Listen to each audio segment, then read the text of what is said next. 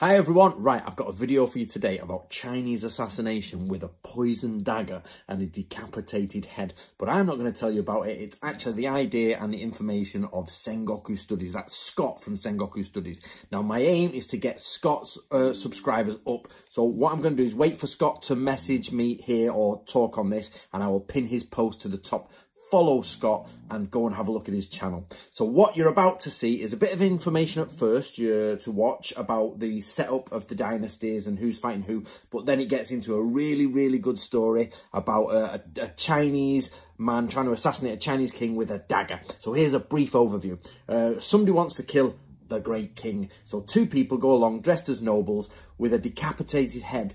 Now, why did they take a decapitated head? Answers below. See if you've listened to the video or you understand the video. But also poisoned dagger. One of them drops back and he's like, I don't want to do it, I don't want to do it, we're going to die, we're going to die. And he stays back while the other one goes to kill the king and he tries to kill him. Now here it was a bit of an accent thing between me being a northerner and Scott being American, and he says he's stabbing at pillars. And I'm like, pillows or pillars? Pillars or pillows? Which one? So, and he was throwing the knives and there's pillars everywhere. So he's either going behind pillars or doing this with a pillar. I'm not quite sure. So he also has a comment on whether ninjutsu is very similar to the Chinese idea, and it's not as specialized as we think. So what do you think about that? So two questions for you to answer after you've watched this video. One is how much can we take from mythology, even if a story is not true, much can we take from it? And two is how much of the ninja things that went on were actually common inside of Asia and possibly even in Europe. So here's Scott's video. Let's have a watch. Click the link when Scott says hello and get over there and subscribe to his channel. Hello again, this is Scott from the Sengoku Studies channel, and kind of a follow-up to the Chinese assassination video. Although this took place long before the action of Dian Wei, I'm going to give a quick retelling of the alleged attempted assassination of the first Qin emperor by Jin Kai. There were a number of attempts on his life, and there are many assassinations and attempted assassinations, or at least alleged ones, throughout China's long history. This is one of the more famous ones. I had mentioned in a comment to the Chinese assassination video, and Antony let me make this video to put up on his channel. So I want to thank him for having me on his channel again. This is just meant as another example from Chinese history. This is the story of a failed attempt to assassinate King Zhong of Qin, the future Qin Shi Huangdi and founding emperor of the Qin dynasty. This attempt supposedly took place in 227 BCE. The account is found in the Shiji, or in English, Records of the Grand Historian, begun by Sima Tan and completed by his son Sima Qian around 94 BCE. Now, the Shiji is a questionable source, and many have pointed out that Sima Qian likely took aspects of myth and folklore and represented them as history. This is something that would not be unique to Sima Qian or China in general. The oldest existing copy we currently have for the Shiji dates from the 5th or 6th century CE. So certainly take these things into account when considering the historicity of the story. But also remember that the story has been a part of Chinese culture for a long time. So even if the events are not accurate, there can still be some value and meaning to understanding what is being portrayed. I will retell the story here without constantly saying allegedly or supposedly or something like that.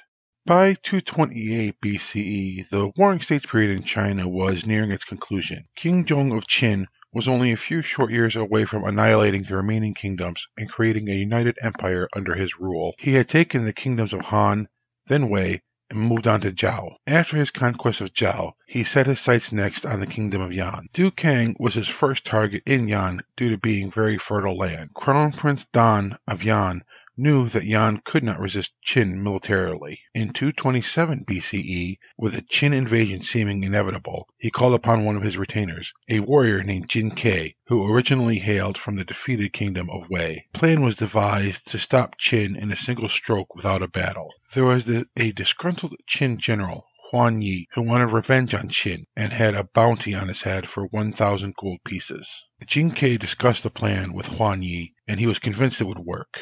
Huan Yi then committed suicide so Jin Kai could take his head.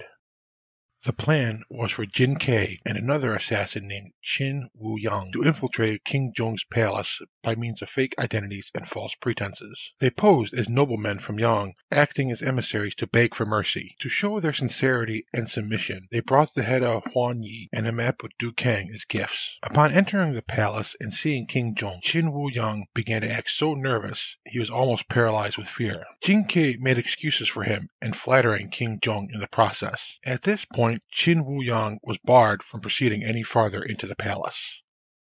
Now alone, Jin Kei approached King Jong and presented him with the head of Huan Yi. Jin Kei then offered the map and began to unroll it on the floor. As he did so, a poisoned dagger was exposed. Grabbing the dagger, Jin Kei then seized King Jong by the sleeve and lunged at him. The king avoided the attack, ripping his sleeve off in the process. Jin Kei made several more attempts at striking him, but King Jong used pillars to move around and behind to keep Jin Kei from having a straight attack. King Jong was wearing a long ceremonial sword that was not easy to quickly draw, and his armed guards were outside the palace. He eventually opened the distance, though, and drew his sword, wounding Jin Kei on the leg, effectively neutralizing his ability to attack further. However, in desperation, Jin Kei threw the dagger at King Jong, but missed him, and the blade ended up embedded into one of the pillars. King Jong then stabbed Jin Kei several times with his sword. Now, knowing all hope was lost, Jin Kei used his last bit of life to taunt and insult King Jong before the guards entered and finished him off. Qin Wu Yang was killed as well while trying to flee.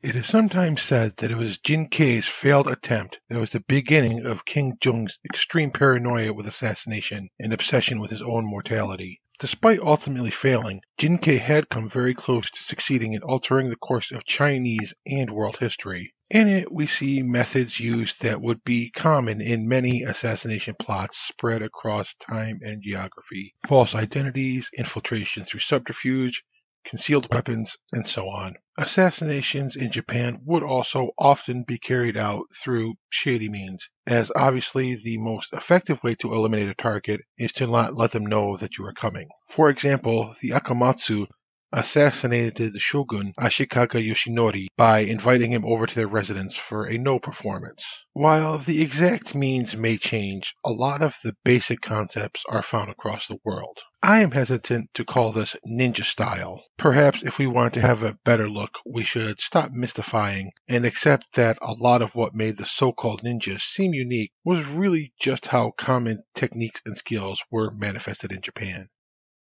Thank you so much for taking your time to watch this video. And again, thank you, Antony, for having me back on your channel. I hope you found this video informational. Please do take care. Farewell for now.